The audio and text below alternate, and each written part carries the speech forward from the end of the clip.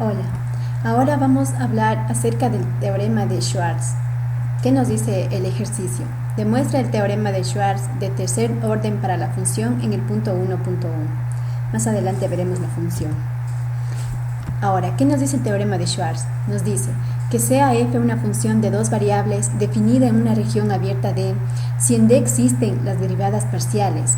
La derivada parcial de f de primer orden con respecto a x y con respecto a y además la derivada parcial de segundo orden con respecto a x y con respecto a y la derivada parcial de segundo orden con respecto a y con respecto a x, si le pueden ver. Y además, si la derivada parcial de segundo orden es continua, entonces se cumple que en esa región las derivadas cruzadas de segundo orden son iguales. Entonces, ¿qué nos quiere decir? Que las derivadas parciales de segundo orden cruzadas son iguales, es decir, con respecto a x y con respecto a y. Y si derivamos con respecto a y con respecto a x va a ser lo mismo. Pero si este teorema se cumple para la derivada parcial de segundo orden, también se va a generalizar en todas las derivadas parciales de orden superior. El ejercicio nos pedía de tercer orden, entonces también se va a cumplir. Tenemos las siguientes expresiones igualadas. Se van a cumplir para estas tres. Ahora, lo que voy a demostrar es las derivadas parciales de tercer orden solo para esta igualdad de aquí, solo para estas dos. Si se cumple, entonces el teorema de Schwarz es cierto. Vamos a demostrar entonces, como ya había dicho, la derivada de tercer orden con respecto a x, con respecto a y con respecto a x. Y la derivada parcial de tercer orden con respecto a y, con respecto a x y con respecto a x. Aquí tenemos la función f de xy igual a la raíz cuadrada de 2x al cuadrado más y en el punto 1.1. Entonces, con esta función vamos a demostrar. Ahora, lo que hice aquí fue nada más elevarle a la 1 medio, que es lo mismo que esta de aquí. Muy bien, para derivar, lo primero que vamos a hacer es derivar en primer orden, la derivada parcial de primer orden. Para esto seguimos la regla de la cadena para la potencia, que es que el exponente, la función que está elevada al exponente, vas a multiplicar y el exponente se resta 1. Y la función que está dentro del paréntesis se deriva.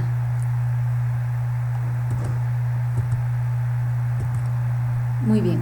Entonces, aplicamos la regla de la cadena para la potencia y como ya vimos que el 1 medio era la potencia, entonces pasa a multiplicar. Y el 1 medio que estaba aquí le restábamos 1 y 1 medio menos 1 es igual a menos 1 medio. Y derivamos la parte que está dentro del paréntesis. Como estamos derivando con respecto a x, entonces solo vamos a derivar la variable x, porque y sería una constante y la derivada de una constante es 0. Entonces 2x al cuadrado, la derivada de 2x al cuadrado es 4x. Reduciendo términos nos sale esta expresión. Lo mismo ocurre si derivamos con respecto a y. Esta era nuestra potencia, ¿verdad? 1 medio. 2x al cuadrado más y. Aquí también debería estar elevada a la menos 1 medio. Y como aquí derivamos con respecto a y, esta es una constante, por lo tanto es 0. Y la derivada de y es 1. Reduciendo términos nos sale esta expresión. Ahora, ¿qué hicimos aquí?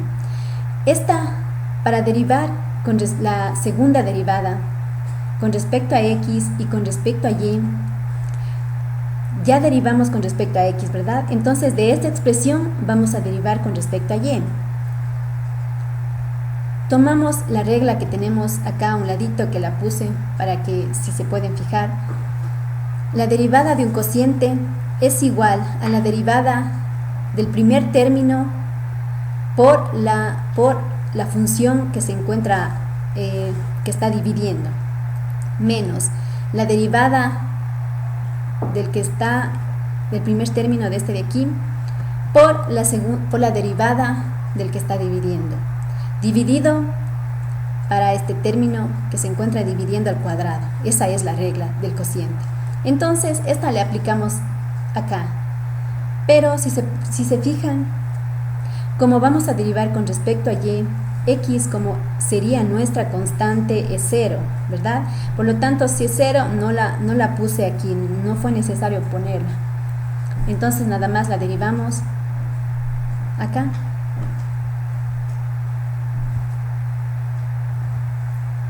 Y nos tenemos la siguiente expresión. Nada más reducimos términos y nos sale así.